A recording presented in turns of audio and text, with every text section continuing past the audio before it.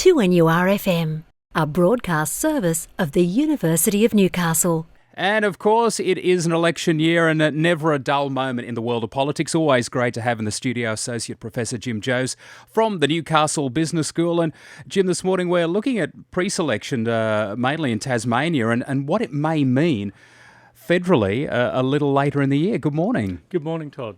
Yes, the Senate ticket in Tasmania has seen an interesting shift. All men and a fairly conservative group, very conservative, certainly not in what we might call the Malcolm Turnbull camp.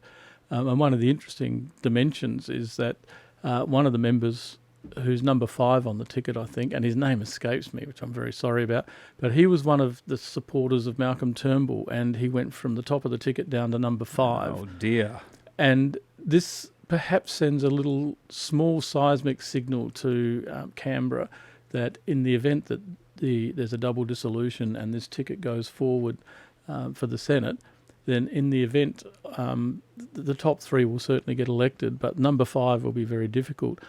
But the really interesting thing about this, or the perhaps worrying thing for Malcolm Turnbull, is the presence of more, shall we say, socially conservative members of his party elected to government, which will make it much more difficult for him to hang on to his leadership in the way that he would like to be the leader.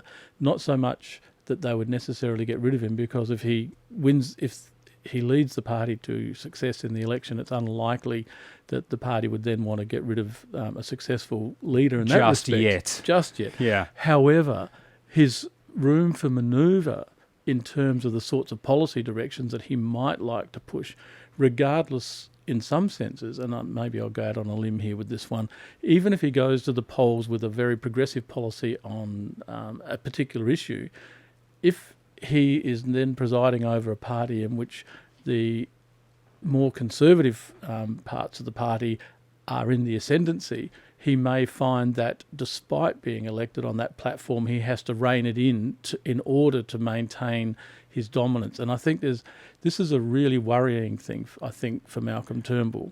Do you think that the people, the voters who are normally Liberal voters, don't understand Malcolm Turnbull? Because we were talking about John Howard before we came on air this morning. You kind of knew where John Howard was sitting. You know, if you're on the Conservative side, yes, of course, Conservative. The other side tends to be a little bit more, to use an American term, liberal, a little bit more easygoing in that situation. And never the twain have mixed. Do you think a lot of people just don't know what Malcolm Turnbull is about? I'm not so sure that that's as big a problem as it might appear. I think people do have some sense of what they think he's about, but he's not necessarily acted in the way that many people thought. They certainly saw Malcolm Turnbull as being someone much more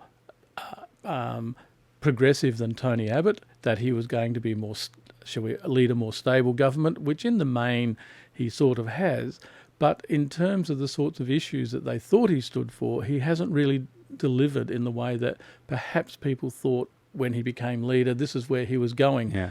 But I think part of that, there are 2 dimensions here. One is that he's constrained by the internal forces within his party. He can't go too progressive because there's a strong rump of sort of more conservative forces who want to rein him in and who don't want to go down some of the paths he wants to go down. And then there's also, he's an opportunist in many ways. And so that comes from being a corporate banker for many years, doesn't it? Yeah. He shifts his ground a little bit and doesn't necessarily hold as firmly to the positions that he might start out with. In part, that's a good thing to be flexible and not to be dogmatic. But in other ways, one needs to know where he stands. What does he really stand for? At the moment, I've been sort of suggesting that he's been playing it carefully and not wishing to sort of be too extreme. But the signals that's coming out of some of the pre-selection processes for the Liberal Party suggest that there are groups who want to rein him in and don't want him to go down the paths that he perhaps started out with when he sort of stood against Tony Abbott. Okay, so it's going to be a case of watch this space. It is definitely not going to be a boring election year this year. No, it will certainly be an interesting one, and Malcolm Turnbull will be working very hard to make sure that his followers in the party stay following. Yeah. Will the real Malcolm Turnbull please stand up somewhere along the line? Jim, thank you very much. My pleasure, Todd. It's always great to have Jim Joes in the studio.